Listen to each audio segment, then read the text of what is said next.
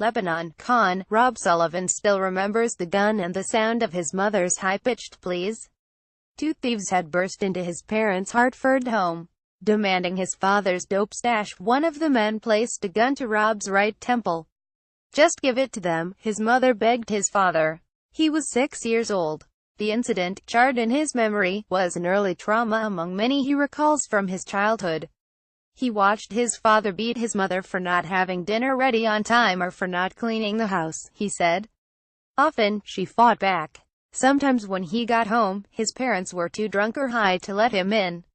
Truancy charges landed him in juvenile detention in his early teens. "Chaotic. There is no other way to describe my childhood," he said. "I always felt alone." Given his history, it perhaps comes as no surprise that he has spent as much of his adult life in prison and in drug rehab as he has spent out. Mr. Sullivan acknowledges that he has made my own trouble and done stupid things. But in a justice system built upon the idea of choice and personal responsibility, experts say the path to trouble may begin long before an individual has any say in the matter. What happens to people in childhood can make a difference in whether they end up in a prison cell, or whether they are even wired to make rational decisions. Childhood trauma is a huge factor within the criminal justice system, said Christopher Wildman, a sociologist at Cornell University and co-director of the National Data Archive on Child Abuse and Neglect. It is among the most important things that shapes addictive and criminal behavior in adulthood. Mr. Sullivan was one of 10 newly released prisoners in Connecticut whom the PBS series Frontline and the New York Times followed for more than a year. The state is working to reduce its prison population and improve former prisoners' chances of successfully rejoining society. But those convicted of crimes often have complex problems that date back to childhood. More than half, including Mr. Sullivan, went back inside. A look at their histories showed that long before they were perpetrators, many of them were victims. 7 completed a questionnaire intended to quantify childhood trauma on a scale of 1 to 10, including the experience of or exposure to physical and sexual abuse, drug and alcohol abuse or mental illness in the home. High scores predict a wide variety of negative outcomes. All but one of them scored 4 or more, indicating a substantially elevated risk of chronic disease, depression, suicide attempts, substance abuse and violence. Mr. Sullivan scored a 9, bald with blue eyes, wearing his mother's silver cross around his neck. Mr. Sullivan, 43, has 2 tears tattooed under his right eye, an intimate reminder of death. One is for his mother, who died of a heroin overdose when he was 21. The second is for a cousin, as close as a sister, who overdosed 4 years later. What Mr. Sullivan saw, he eventually imitated. During one of Mr. Sullivan's many trips to jail, he said, he passed his father, a fellow inmate, in the hallway. His mother was unpredictable. "I remember her sleeping all the time, nodding out and burning holes in the floor," he said. "At first, this seemed normal. I used to wonder why I couldn't have a friend sleepover," he said. "Then it was, I didn't want to have a friend sleepover." He took his first sip of beer at 12 or 13 years old. By the time he was 19, 3 years after quitting high school, he was, by his own estimation, a full-blown alcoholic, guzzling a 12-pack of Budweiser daily. For the longest time, he resisted the temptation to try heroin. But so many of his friends were using. "I fell in love with the feeling of it," he said. "It was calming and numbing and soothing, like a warm embrace." Mr. Sullivan has survived almost 2 decades of drug and alcohol use, cycling among short-term jobs, arrests and rehab. But the pattern has taken a toll. His relationship with his 3 oldest children, ages 23, 21 and 17, is tumultuous, mostly because he was an absent father. He owes about $100,000 in child support. With Rayanne, the youngest, he wanted things to be different. Though jail often kept them apart, Mr. Sullivan doted on his daughter and tried to shield her from his habits and temper. He called her Chewy and Peanut, drew elaborate pictures and texted her every day from the halfway house where he went after his release from prison. But he hated the restrictions of life there, with his whereabouts and spending closely monitored. Finally he walked out, even though he knew it would mean a return to prison. Before he turned himself in, he took his last paycheck and treated Rayanne to the pair of silver high tops with fuchsia laces that she wanted for her first basketball game. "The sneakers were important to both of us," he said.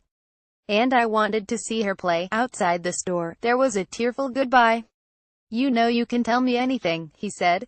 But Rayanne was getting older, more mature, more perceptive. Rayanne Sullivan at the house in Manchester, Conn, where she lives with her mother, Cassie Brackett. New York Times. When Mr. Sullivan missed her 10th birthday because he was locked up, she was forgiving. When she turned 11, he was out of jail, and the family had a birthday party. 1 year later, as her 12th birthday neared, Rayanne finally got a good, hard look at her father's other side. In the mid-1990s, Dr. Vincent Felitti, the chief of Kaiser Permanente's obesity clinic, and Dr. Robert Anda, a medical epidemiologist with the Centers for Disease Control, developed 10 questions to assess cumulative childhood stress called the Adverse Childhood Experiences, or ACE, survey. The higher the ACE score, the higher the risk of negative outcomes among those who scored at least 4. There was a 1,220% increase in suicide attempts over those who scored 0. This clearly showed children's adverse experiences are a public health problem, Dr. Anda said. What we now know is that childhood adversity and stress can chemically change the way our brains work. The changes can affect impulse control, decision-making and executive functions. From there, it can be a short hop to breaking the law. But treatment can be complicated, and patients often resist it. Scientists have been testing the theory that higher levels of childhood trauma make recovery from addiction more difficult. They are developing approaches that capitalize on the brain's ability to rewire itself. Some schools, hospitals and jails have incorporated this emerging understanding of trauma, shifting the question from "what is wrong with you, what happened to you?" In Connecticut, the Department of Correction offers a program to help inmates understand how trauma changes the normal stress response and how to control triggers. The program is still small, and Mr. Sullivan was not a participant. Studies show that childhood trauma increases the likelihood of arrest, and that inmates report much higher rates of trauma than other adults. It is safe to assume that the people I deal with have experienced some kind of horrible trauma as children and adults. So for me, that is a starting point, said Catherine Montoya, a 10-year veteran parole officer in Connecticut who works with women. For one parolee who had been the victim of sex trafficking, Ms. Montoya worked to avoid triggering the woman's trauma by making sure she came in contact only with women officers, In May 2016, after serving his time following the halfway house incident, Mr. Sullivan walked out of the Enfield Correctional Institution. For about 9 months, he did well, living with Rayanne and her mother, Kelly Shepard, 44, whom he has known since middle school. While it was not possible to independently verify some of Mr. Sullivan's accounts of his childhood, Ms. Shepard said they were consistent with what he had told her.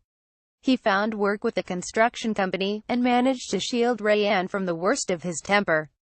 But in February, there came a bad blow-up. He called Rayanne and Ms. Shepard nasty names. He smashed Ms. Shepard's cell phone.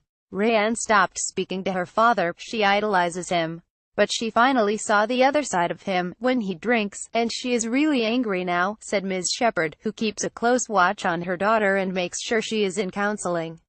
He adores her, but he can't get himself together long enough to maintain the relationship. Mr. Sullivan checked himself into Lebanon Pines, a rural 56-acre residential rehab facility for men. 6 years before, he had been required to come to Lebanon Pines as a condition of probation. This time was voluntary. He received therapy and daily doses of methadone. Rob Sullivan on the grounds of a rehab center in Lebanon, Conn, where he checked himself in for treatment earlier this year. Christopher Capozziello for the New York Times, but he refused to talk in depth about his childhood trauma. And he struggles to explain why. I just haven't wanted to go there, he said.